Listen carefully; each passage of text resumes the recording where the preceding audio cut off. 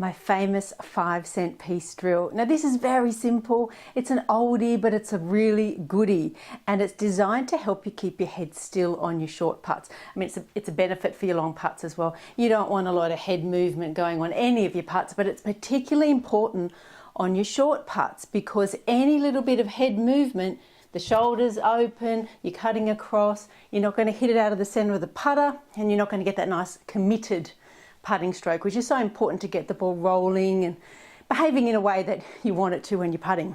So the 5-cent piece drill is very simple. You're going to imagine that there's a 5-cent piece underneath the ball, and then when you putt the ball away, you're going to look at the 5-cent piece under the ball. So it's purely a way of getting you to keep your head still and giving you something to think about and focus on rather than following the ball. Now, I'm not a huge advocate of, that people talk about, oh, listen for the ball to go in. Now, the only problem with that is it's very, very difficult to do. It's so tempting to have a look, but also I think you learn so much when you watch a ball on the putting green and you watch the way it moves. If you do miss it, then you're going to know if it's got a bit of break on it and for the one coming back, that kind of thing. And the most important thing is that the head is still at impact.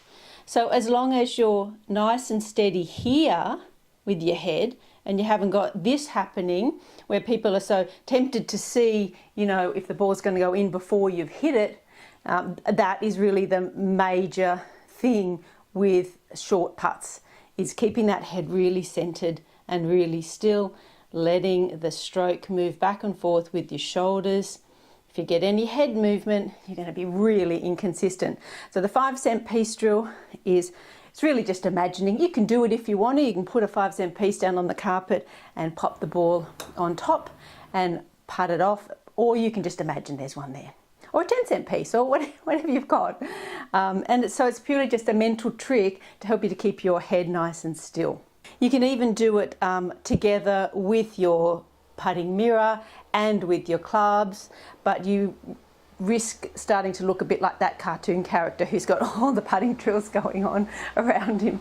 But it's all helpful, it's just a great way to practice at home, focusing on keeping your head nice and centered and looking at that spot under the ball once the ball's gone.